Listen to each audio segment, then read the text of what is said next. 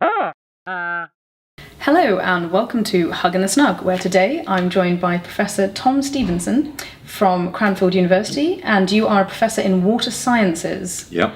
And today we are going to be covering the dirty business of how we do our business and asking the question, can we poo sustainably? Before we get on to pooing, it's called Hug in the Snug, so we need to kick off with a hug if that's all right.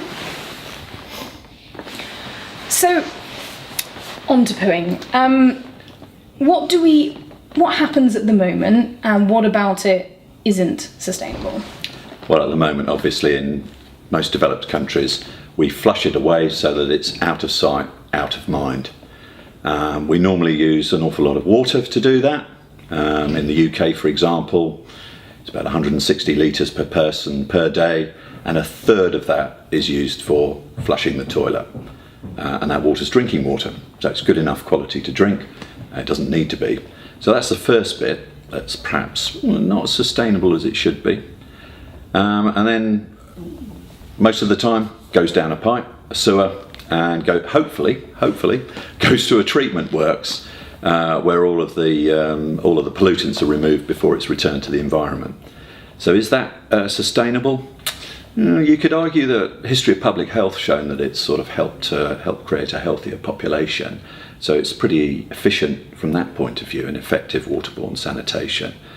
But the cost of the sewer network is enormous. We've got an enormous amount of capital sunk beneath the streets of the country, and countries across the developed world that needs maintaining. And certainly in the UK, we're finding it difficult to replace the sewers so that they're not leaking.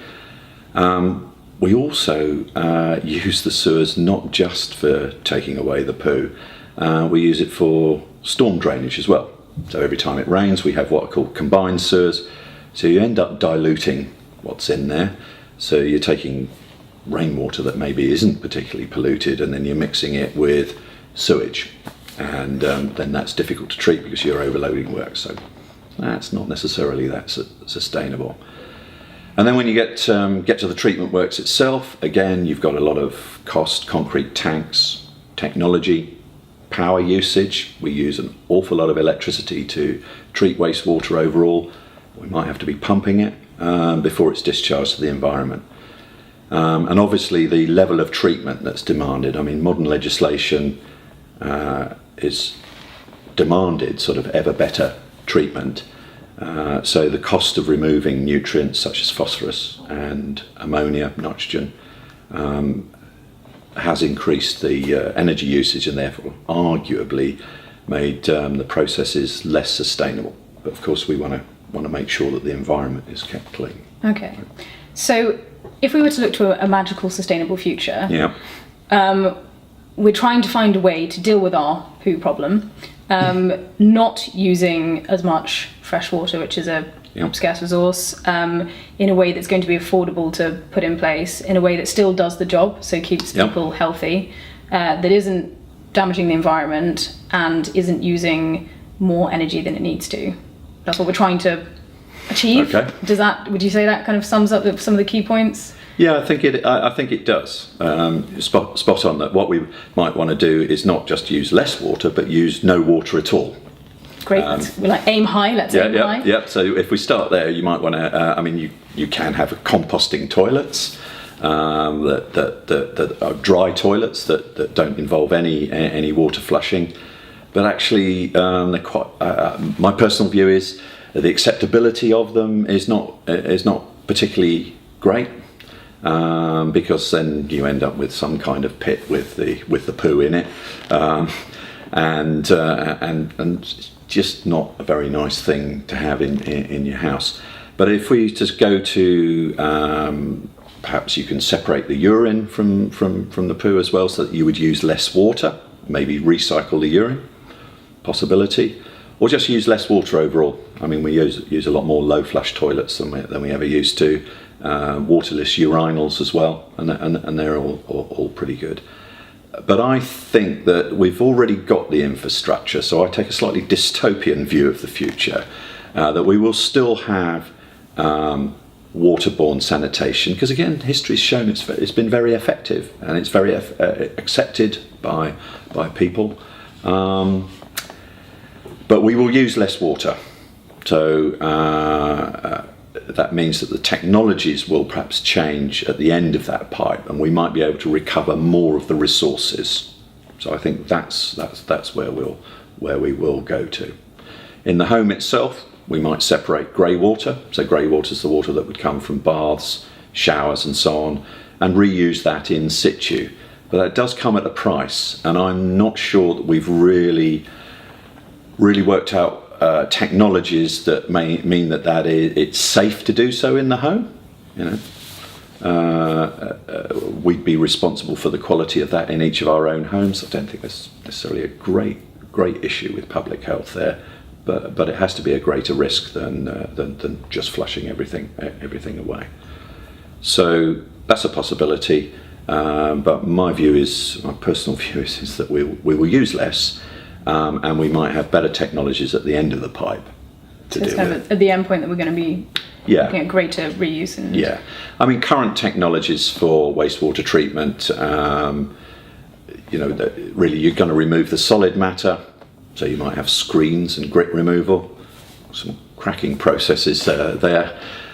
You'll then be looking to remove solids, that would be organic solids, and then removing the dissolved organic matter and nutrients. And so as you go up that scale from solid matter to dissolved organic matter to nutrients, you're having to add more technologies. And at the moment, you're adding the use of more resources and more energy.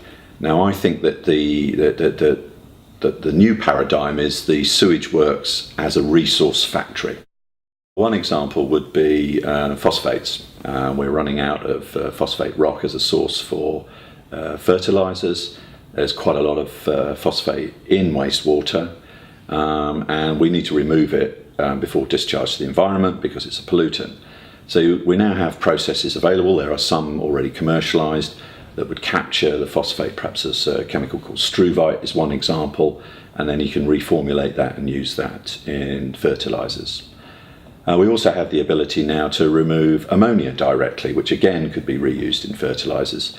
Currently, we're tending to use energy-intensive biological processes that convert the ammonia to nitrate, and then we have to convert the nitrate to nitrogen gas, because they are both pollutants in the water environment. If we use new technologies that involve membranes and leave the dissolved ammonia there, you can absorb it. And there are new technologies coming there. So hence the term, the sewage works as a resource factory. So it's a sort of shift in thinking from absolutely, it's a place that deals with a problem and gets rid of it, to actually we've got a huge amount of resource coming in. Absolutely, we can do something. And so that sounds promising. We have an idea of what we need to achieve to be more sustainable. What would you say are the biggest barriers? We've touched on public acceptance. Is it a technological barrier? What's stopping us getting there? I think there is an issue around public acceptance. It's a bit like, but I think that if you have schemes that incentivise people to maybe reuse grey water in homes, we've done it, for example, with solar panels on homes, so you could be reducing the water usage by doing that there. I think then the resource recovery at the treatment works. That requires the development of technology. There's no doubt about that, and for some of the utility companies and those that actually manage the treatment to be bold. And I think some are being bold. For example, maybe trying to treat the whole sewage anaerobically and recovering the energy directly in methane gas, and prove that some of those technologies work. Okay. And you're probably more in the know than most. So back to my original question, are you hopeful? Are you sceptical? In the future, will we be able to poo sustainably? I think we will be able to poo more sustainably, yes. But whether it's wholly sustainable, I don't know. Very diplomatic. All right. Thank you so much for coming in and talking about this with us. Thanks a lot.